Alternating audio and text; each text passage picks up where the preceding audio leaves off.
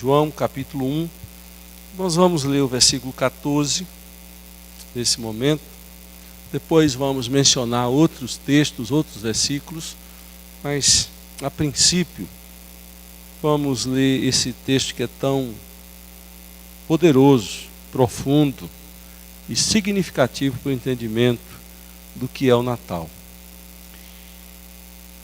João 1, versículo 14, está escrito assim: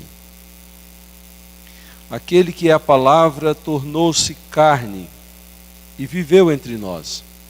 Vimos a sua glória, glória como do unigênito vindo do Pai, cheio de graça e de verdade. Até aqui. Que o Senhor nos ajude a entender e a internalizar a sua palavra nessa hora. Meus irmãos, nas igrejas cristãs fala-se muito da morte e da ressurreição de Jesus. E às vezes parece que Jesus veio morrer e ressuscitar. Longe disso. Quando você estuda o aspecto da obra de Jesus, você vai descobrir que é muito mais além do que morrer e ressuscitar. Eu diria que a obra de Jesus, ela tem 6 etapas, que cada uma no seu lugar, no seu momento, cumpre o encadeamento para que a obra que Jesus veio fazer aconteça no tempo certo, na hora certa. Mas ela só é cumprida quando as 6 terminam. A obra de Jesus ainda não está completa. Eu vou pouco a pouco, vou explicar o porquê posso afirmar que a obra de Jesus ainda não está completa. Eu falei que são 6 etapas. Qual é a primeira etapa? A encarnação. Foi quando Jesus, que era Espírito Eterno, veio ao mundo e se encarnou. Note bem, eu não estou falando reencarnou. Eu estou falando encarnou. Reencarnação é uma doutrina espírita. Encarnação é uma doutrina cristã. O Verbo se fez carne. O Espírito que já existia pelos séculos dos séculos, ele que é co-criador com Deus, faz o quê? Nasce em uma vila pequena ao lado de Jerusalém, chamada Belém, e ali ele vai desenvolver, crescer, e nós conhecemos a história. A segunda etapa da obra de Jesus foi a sua morte. Quando aquele que nasceu para morrer. Esse é o grande significado. Enquanto que alguns estudiosos da Bíblia tentam dizer que Jesus nasceu para reinar em Jerusalém, desde o começo você vai descobrir que Jesus nasce para morrer. Ele vai dizer que o Filho do Homem veio para dar sua vida pelos perdidos. Tudo culmina para a cruz. Jesus está vivendo e apontando a cruz. O meu alvo é a cruz. Então ele nasce para morrer. Ele só tem essa finalidade. Daqui a pouco eu aprofundo mais sobre isso. A terceira etapa da obra de Jesus é descer ao Hades, como está no credo apostólico, que Pedro refere-se a isso, que ele desce ao Hades para pregar os espíritos em prisão e declarar a vitória da cruz. Esse período de 3 dias que Jesus, depois de ter morrido na cruz, ele desce ao Hades e ali ele toma a chave da morte e abre a porta do inferno. Você pegando Pedro e pegando o Apocalipse, você vai entender que a chave da morte e do inferno, hoje, essa chave está nas mãos de Jesus. Nascer, morrer, descer ao Hades e depois ele sobe aos céus para ressuscitou. Eu já ia pulando uma fase. Ressuscitou. A vitória de Jesus sobre a morte se dá na ressurreição. Porque todo humano morre. E Jesus, como humano que era, poderia morrer, como eu e você morremos. Mas só Deus ressuscita. Esta é a diferenciação, esse é o diferencial de Jesus e os outros mortais. Primeira etapa, nascer, se encarnar. Segunda etapa, morrer por nós na cruz do Calvário. Terceira etapa, descer ao Hades e declarar a vitória. Depois de ter vencido na cruz, ele vai ali declarar a vitória. Quarta, ressuscita. E ali ele garante a vida eterna com a sua morte e com a sua ressurreição. Quinta, ele agora está reinando à direita do Pai. Reinando nos nossos corações, reinando no cosmos. O reinado de Jesus é um reinado espiritual e não terreno, como alguns pretendiam. E nesse reino, ele está recebendo a nossa oração, intercedendo por nós. Ali dos céus, ele está recebendo as nossas orações, para que no dia certo ele volte e venha buscar a sua igreja. Então ele está reinando. O último ato da obra de Jesus se culminará e completará todo o processo com a segunda vinda dele, quando ele virá buscar a sua igreja. Aí sim, toda a obra de Jesus estará completa, toda a obra. Então vamos falar da primeira, porque nós hoje comemoramos a encarnação de Jesus. Diz a Bíblia que João faz uma afirmação aqui importantíssima. Quando você for comemorar o Natal, não fique preocupado, o presbítero Carlos falava isso aqui no começo, porque existe um grupo de estudiosos que dizem que Jesus nasceu mais para abril e não para dezembro. Isso não significa muita coisa, saber o dia certo.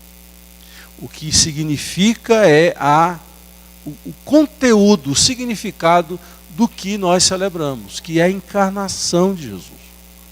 Quando ele se fez gente como nós. E eu quero então dar um sentido para que a gente possa aprofundar e dar valor ao Natal. Se eu disse que são 6 etapas da obra de Jesus, nada aconteceria se ele não encarnasse. Tudo depende do Natal, do nascimento de Jesus. Tudo depende do nascimento. E por que era importante Jesus se encarnar? É outra pergunta que alguns cristãos não sabem responder. A gente sabe que o Verbo se fez carne, que Jesus nasceu. Mas por que ele nasceu? Porque ele precisava ser o nosso representante. Só humano pode representar humano. Jesus, como Deus que é, não poderia nos representar não sendo humano. A necessidade de ter um representante em igualdade como homem era fundamental no processo de salvação. Por quê?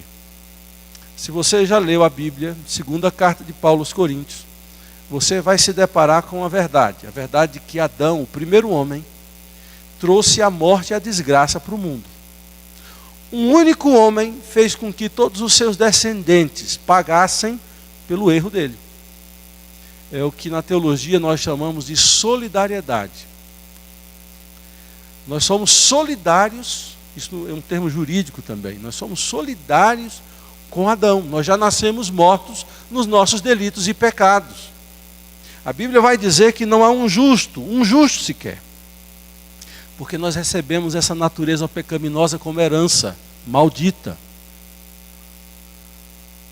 Um homem que representava nós, os homens, trouxe a morte e a desgraça.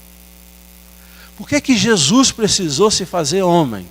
Para ser representante dos homens e ser o que Paulo chama na segunda carta aos Coríntios do segundo Adão. Se você ler a Bíblia, você vai descobrir que Paulo vai chamar Jesus de segundo Adão.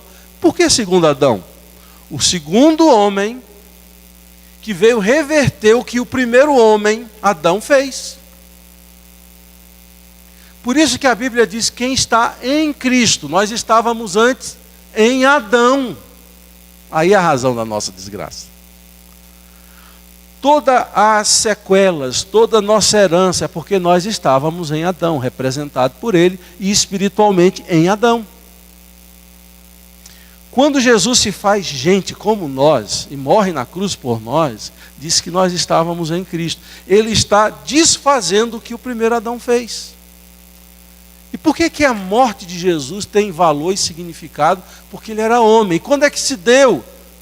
Aconteceu que Jesus se tornasse homem? No nascimento.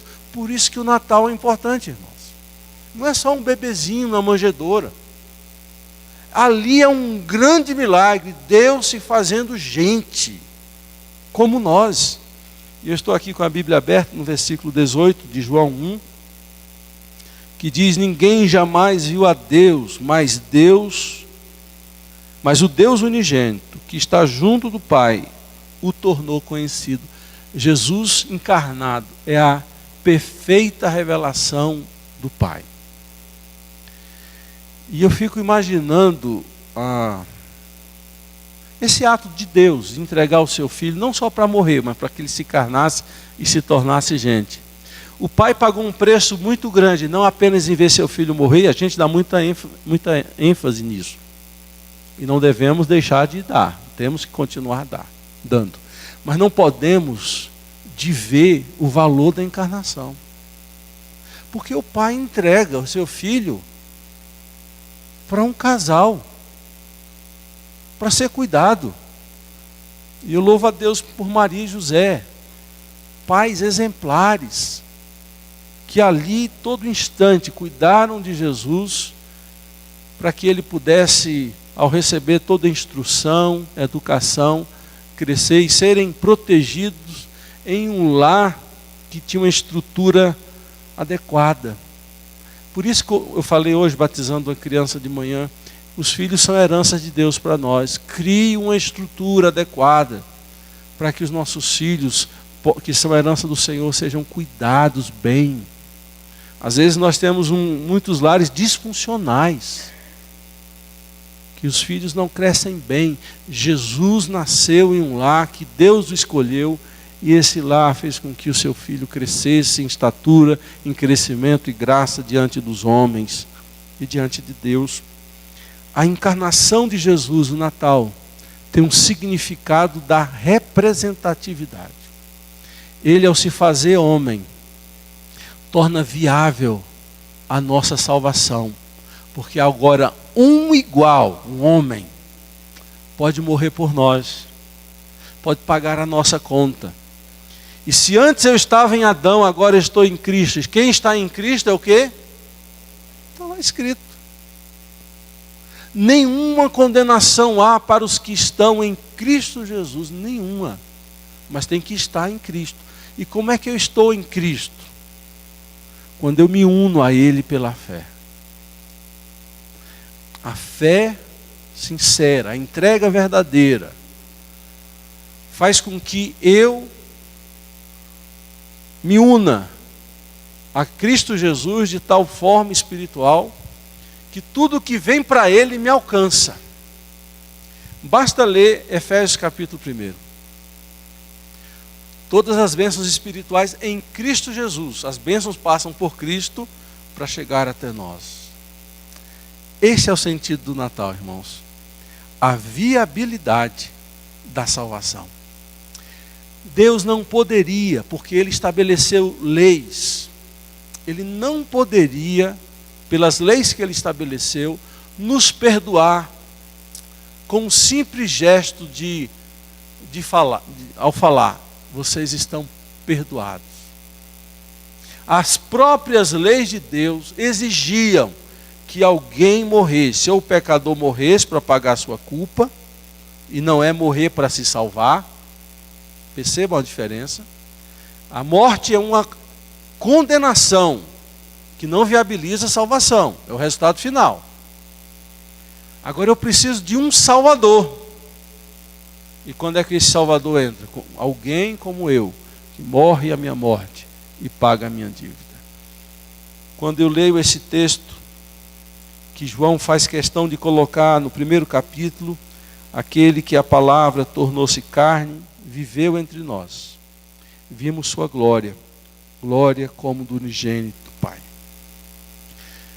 Ele viveu entre nós. Ele está entre nós hoje. guardando as nossas vidas, abençoando a nossa caminhada. Agora, você sabia, na teologia reformada a gente descobriu algo e reafirma isso. Jesus, desde o dia que ele se encarnou, ele continua encarnado, só que hoje em corpo incorruptível. Você sabia disso? Ele virá em corpo.